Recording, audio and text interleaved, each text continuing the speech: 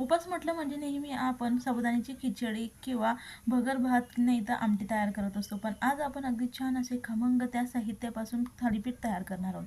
मंद आचेवरती आपण भगर आणि साबुदाणे हे भाजून घेतले. गार झाल्यानंतर अगदी बारीक असं त्याचं मिक्सरवरती पीठ तयार करून घ्यायचं.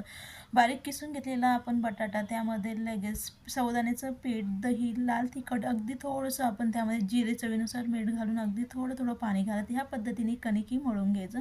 असं बॅटर तयार करून झाल्यानंतर लगेच 5 ते 10 मिनटं आपण त्याला भिजत ठेवणार आहोत. लगेच साईडला पॅन गरम करून त्यामध्ये अगदी थोडंसं तेल घालून या पद्धतीने आपण थालीपीठ पॅनवरतीच तयार करून घेणार आहोत. झाकण ठेवून लगेच आपण त्याला 2 ते 3 मिनटं भाजून घेणार आहोत. लगेच दुसऱ्या साईडने देखील अगदी भरपूर तेल लावून याला देखील आपण दुसरी साईड भाजून घेऊया. याच पद्धतीने आपण झाकण ठेवून 2 ते 3 मिनटं या साईडने देखील भाजून घेतले. अशाच पद्धतीने आपण पुन्हा 1 ते 2 मिनिट अगदी छान असं थालीपीठ हे भाजून घेतले. बघू शकाल अगदी छान असं आपलं खमंग थालीपीठ